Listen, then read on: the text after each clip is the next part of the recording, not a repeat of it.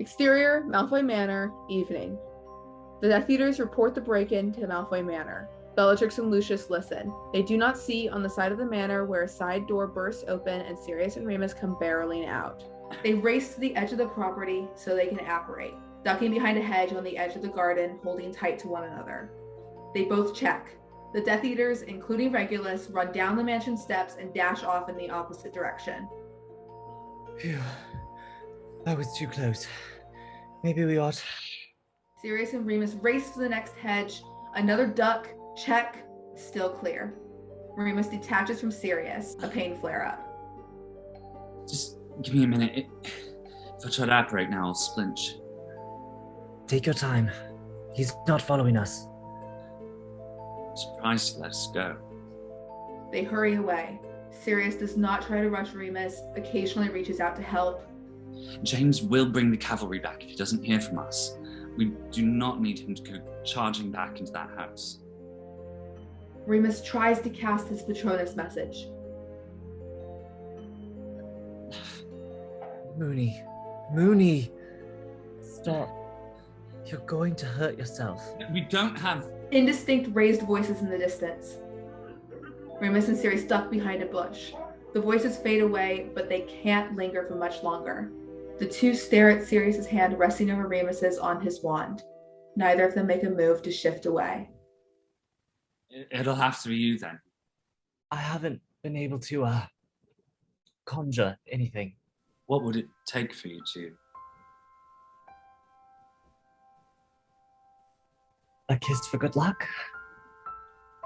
Yeah, all right.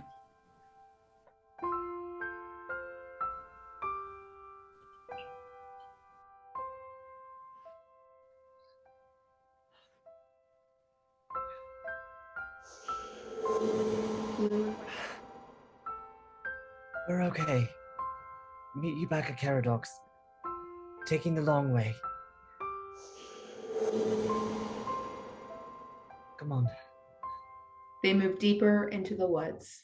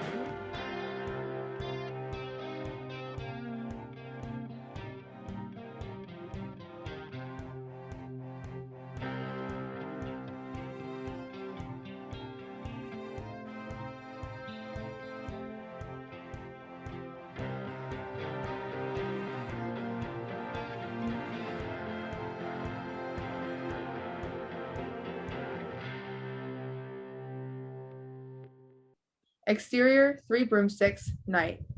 Gwendolyn and the Prewetts apparate into the alley outside the 3 broomsticks where Moody waits. I'm sorry we're late. I'd have thought to check out that room above the candy shop, just in case. No sign of Caradoc. Nothing on my end either, damn it. You sent the juniors to Headgoose? Yes. Good. It's unlikely Caradoc had time before... Anything from your tracker? It's been quiet. Anyone in contact with the Heptagon at the gala is staying very far away from us right now. We're wasting time. Let's go. Exterior woods. Sirius is slightly ahead of Remus. Remus is still tired, but he's eyeing Sirius in a way that suggests he doesn't really mind the view. I can feel you looking at me. I can't very well look behind me, can I? I can feel you thinking too.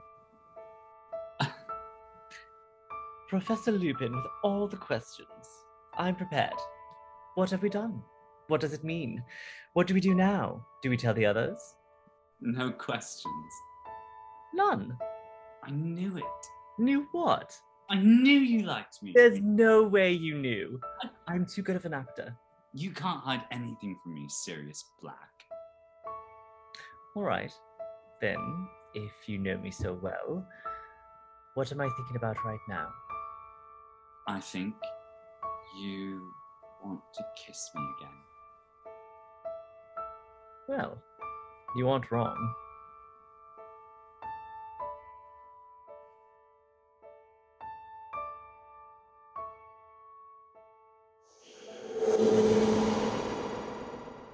Not safe here. Meet you at Bones's. Sirius takes Remus's hand. Feeling good enough to operate? Sirius puts his arms around Remus. I've got you. They disapparate together. Exterior, Edgar Bones' front porch, night. The night sky above, the stars shining. The ending of a Havdalah blessing is heard from the cottage through the window. James, Lily, and Peter apparate into the yard. Baruch atah Adonai, hamavdil bein kodesh lachol. Through the window, Edgar and Polly are in one of the final steps of the Havdalah ritual. They stand at a table. Edgar takes a sip of the wine, then extinguishes a multi-wick candle. Anna and Emmeline stand close by. Let's give them a minute. Sirius and Remus enter the garden, Sirius helping Remus. Sirius, Remus, you're okay. We are fine. Why the... James and Lily throw themselves in for a hug as well. Are you hurt? Are you injured? How'd you get out? James pulls back from the hug and notices something different about the two, but he doesn't quite connect the dots. Why are you all still here? Something's happened to Caradoc. Interior, Edgar Bones' house, night. Emmeline and Edgar start to clean up. I can't thank you enough for allowing me to be part of the Shabbat this weekend. I feel very honored. You're welcome. It's very special to us. Emmeline and Edgar look towards Anna, who's putting things away. I hope you understand how much it means for Anna to invite you here. I can tell she's trying. After the gala. What she did was incredibly brave and dangerous, but this...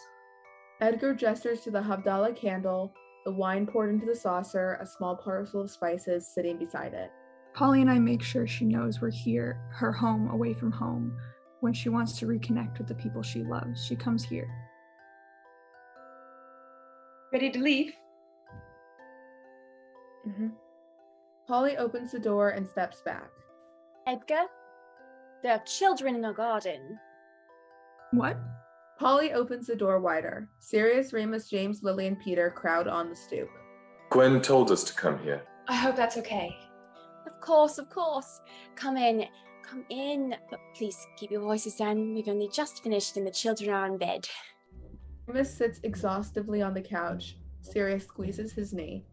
Remus reacts as if ticklish and accidentally kicks a little table in front of them. Trinkets rattle loudly. No one but James saw Sirius instigate it, but they're all startled by the noise. Are you all right? Sorry, muscle spasm is all that running around Malfoy Manor. Did you find anything? It was just as useless as the last time we were there. Got interrupted. We had to run for it. Where's Gwendolyn? She's okay. But...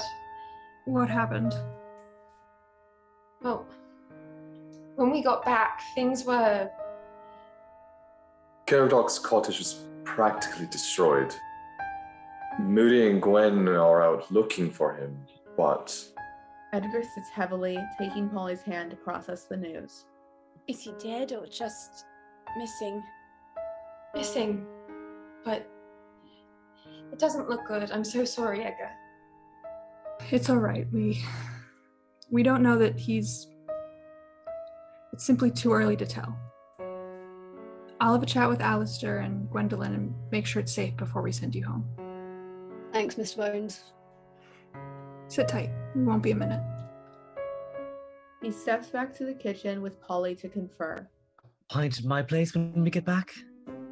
We've talked about this. You don't have the right glasses. Lily uses Peter as a launching point to stand off the couch as others begin to follow suit.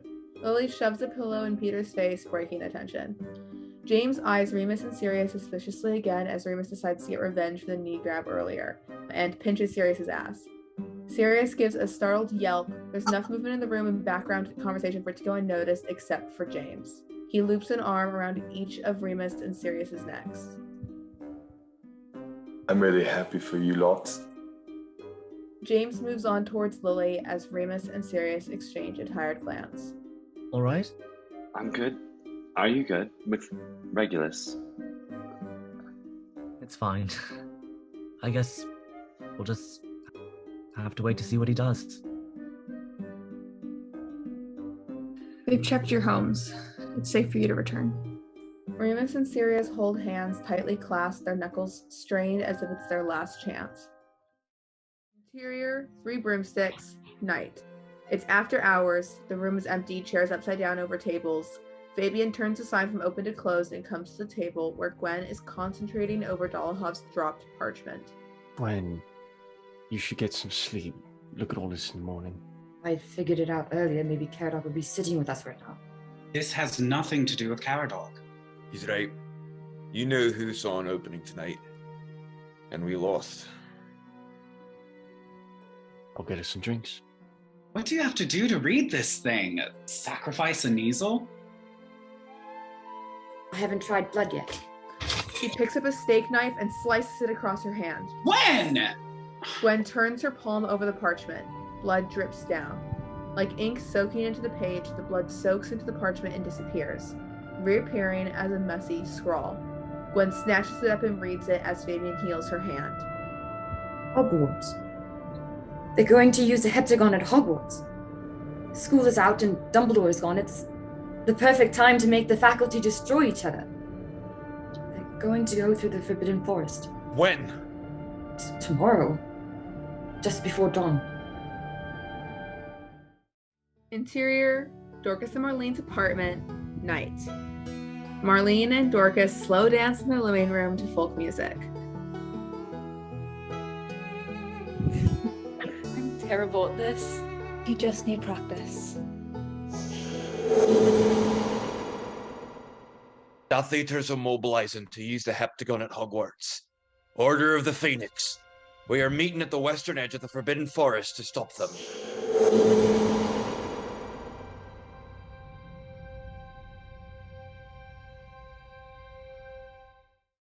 Interior, Sirius's flat, night. The lights are off. Remus and Sirius are side by side on the couch, asleep. Suddenly, Peter apparates into the room, panicked. Sirius, Remus, wake up. We have to go. What? Where? School. Exterior, Potter Cottage, night. Lily shrugs on a jacket. James is suddenly struck by the fact that this might be the last time he ever sees her. I love you. I love you too. They disapparate, clasping hands. Exterior, porch, night.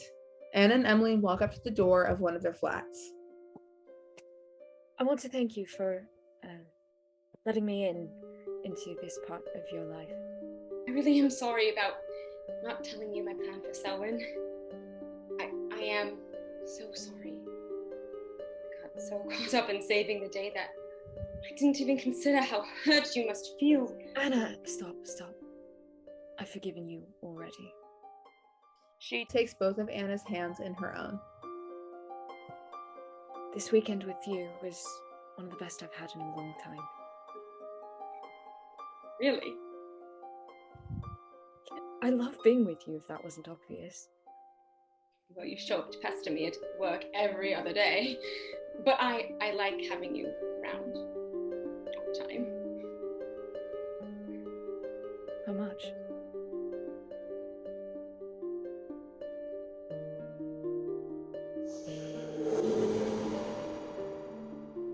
Death Eaters are mobilizing to use the heptagon at Hogwarts.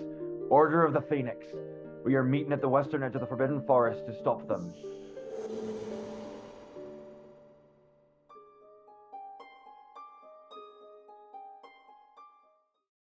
Interior, Mulciber Manor dining room, night. Bellatrix and Mulciber are in the middle of a heated conversation. Mulciber is preparing to leave, cloak, mask in hand.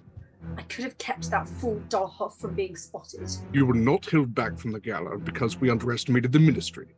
You were held back because you disappointed the Dark Lord. Disappointed? I never disappoint. You squandered every opportunity to kill Black, and failed. I only allowed you your fun last night because it demoralized our enemy on the eve of battle. A protective shield over a small chest vanishes. Mulciber opens it to reveal the heptagon. The others failed to keep the prisoners. If I had another chance at Black, I would take it. I am my lord's greatest servant. Then serve me. Mulciber tucks the heptagon into a fold of his cloak. You and the other Death Eaters, your hunting dogs. I hold the leash. Mulciber turns away to put on his Death Eater mask, facing his reflection in the window. His mask is extremely ornamental, declaring rank. Heal, Bellatrix. Be grateful you're not being left behind. Mulciber disapparates. Bellatrix runs fingers across her inner wrist where her dark mark tattoo rests. She whispers reverently into the skull on her skin. No more Mulciber. Then, she disapparates as well. Exterior, Forbidden Forest, night. Mulciber stands at the tree line. Bellatrix apparates beside him and he glances at her. She holds his gaze. There are sudden pops of apparition behind them, arriving Death Eaters. Dalhoff steps forward and kneels at Mulciber's feet. Are you ready to serve the Dark Lord? Always. Mulciber hands him the heptagon. Dalhoff stands and tucks it into his satchel. They walk into the woods.